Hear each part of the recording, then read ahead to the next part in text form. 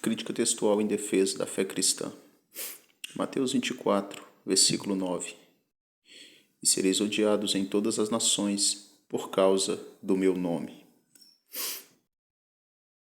O texto em grego literalmente estrutura essa verdade, que atualmente é tão evidente que nem mesmo os céticos tentam negá-la. Em grego koiné podemos ler Kaises femin missumenoi hipopantonton efnodieturronomamu, e sereis odiados por todas as etnias por causa do meu nome.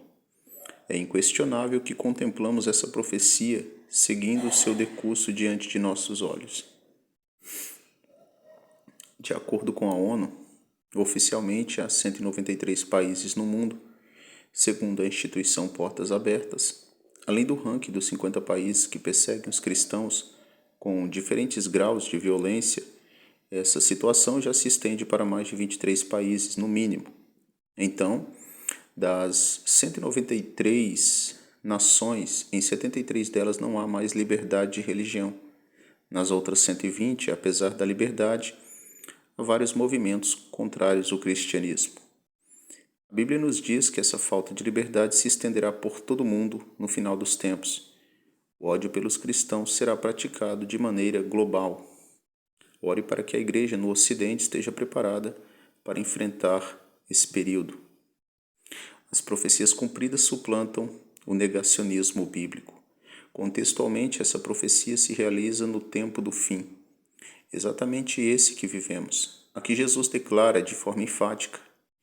Ele claramente previu a hostilidade mundial contra sua Igreja no tempo do fim, sendo nitidamente visível que o cristianismo tem sido o credo religioso mais perseguido dos últimos 50 anos.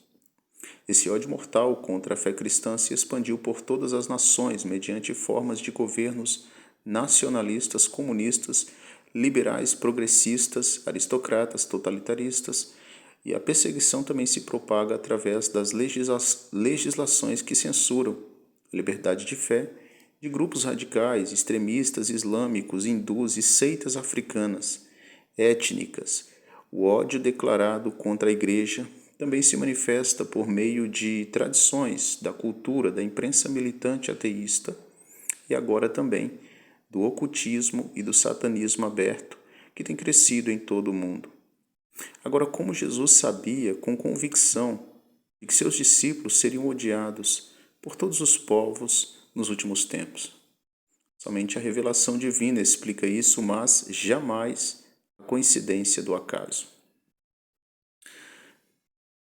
Mas diante disso, alguém pode levantar a objeção alegando que essa profecia foi algo particular para os apóstolos e não para a igreja futura. Contudo, o contexto imediato não permite essa nuance, pois tudo o que ocorre nos versículos 6 e 8, guerras, rumores de guerras, nação contra nação, reino contra reino, fomes e terremotos por vários lugares, ainda não são eventos do fim, mas representam o começo das contrações de parto. Essa é uma linguagem metafórica utilizada por Jesus para endossar a ideia de grau de intensidade na medida que o tempo passa. E sabemos, pelo contexto histórico, que estes eventos geopolíticos, sismológicos e sociais em larga escala não ocorreram na geração dos apóstolos. Dizer o contrário é dar um salto quântico na especulação, pois carecem de dados históricos e literários. Portanto, o vaticínio do verso 9 é subsequente aos dois versos anteriores devido à presença do pronome demonstrativo acusativo no plural. Esse pronome grego aqui, tauta, estas coisas, que é um pronome demonstrativo acusativo no caso genitivo no plural. Isso significa que são o começo do fim e não componentes do fim. Ou seja, Jesus aqui nessa perícope de nosso texto se refere à futura geração de fiéis que presenciará um ódio universal contra eles, o mais hostil nunca visto antes. As profecias cumpridas suplantam o negacionismo bíblico. Crítica textual em defesa da fé está aqui. E sereis odiados por todas as etnias por causa do meu nome, profetizou o Senhor Jesus em Mateus 24, 9.